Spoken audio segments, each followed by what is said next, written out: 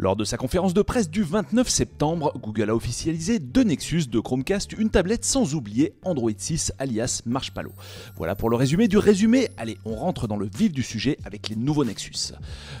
2 ans après un Nexus 5 plutôt apprécié, LG rempile avec une nouvelle version, cette fois dotée d'un écran Full HD de 5,2 pouces contre 4,95 auparavant. Sous le capot, on retrouve un SoC Snapdragon 808 épaulé par 2 Go de RAM et proposant une mémoire non extensible de 16 ou 32 Go. Et en plus du Nexus 5X, Google a confirmé les rumeurs en officialisant le Nexus 6P, mobile de 5,7 pouces conçu et fabriqué par Huawei.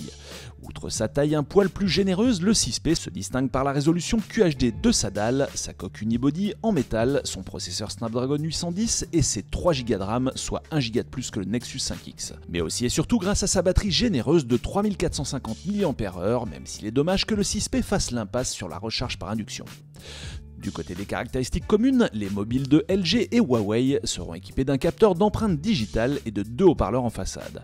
Et alors que le Nexus 5 était un poil décevant en photo, les Nexus 5X et 6P se dotent d'un capteur Sony de 12,3 mégapixels épaulé par un autofocus laser, marque de fabrique héritée des LG G3 et G4. Seul bémol, que ce soit avec les modèles 5 ou 6 pouces, la stabilisation optique n'est pas de mise. Enfin, dans les deux cas, on disposera d'un connecteur USB Type C et de la recharge rapide. Autre nouveauté concernant ces deux mobiles, Google propose à son tour une extension de garantie de 2 ans couvrant les pannes ou les casses, facturée 69$ pour le 5X ou 89$ pour le 6P. Et puisqu'on parle abonnement, la firme de Mountain View a aussi annoncé Google Play Music Family, un abonnement musical illimité facturé 14,99$ par mois pour un maximum de 6 utilisateurs.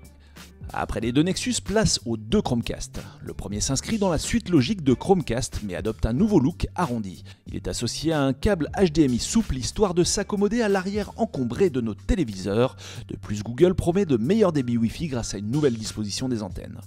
Et c'est que du débit, il va en falloir avec une grosse nouveauté qui concerne cette fois les applications. Et non, il n'est toujours pas question de les exécuter directement sur Chromecast, mais une fonction de réplication d'écran permet de déporter l'image du smartphone pour jouer à ses jeux favoris sur sa télévision. Dans certains cas, on pourra se contenter d'une banale copie d'écran, dans d'autres, le smartphone pourra jouer le rôle d'un écran secondaire, une fonction qui présente un intérêt tout particulier avec les jeux multijoueurs.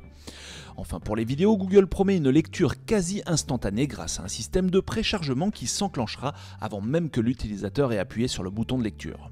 Et on passe cette fois à un petit nouveau dans la famille avec Chromecast Audio qui abandonne la prise HDMI au profit d'une connectique RCA, jack ou optique. Bref, la panoplie complète pour profiter de ses musiques préférées sur n'importe quel appareil disposant d'une entrée audio. On pourra aussi s'adonner aux joies du multiroom en plaçant des Chromecast Audio synchronisés entre eux dans chacune des pièces de sa maison. Et Google a aussi profité de la conférence pour présenter le dernier né de la famille Pixel, la Pixel C. L'appareil se présente sous la forme d'une tablette Android de 10,2 pouces qui peut être aimantée à un clavier support Bluetooth grâce à un système astucieux. La tablette est animée par un processeur Tegra X1 et sera équipée d'un GPU Maxwell et de 3 Go de RAM. Les connexions s'effectueront par le biais d'un USB Type C et on finit en beauté avec Android Marshmallow qui équipera nativement les deux nouveaux Nexus et la Pixel C.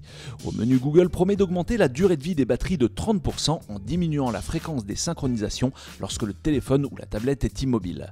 Le géant de la recherche est aussi revenu sur Google Now On Tap qui permet d'effectuer des recherches à l'intérieur d'applications et sur plusieurs nouveautés attendues comme la gestion de l'audio à faible latence ou la gestion des autorisations pour les applications.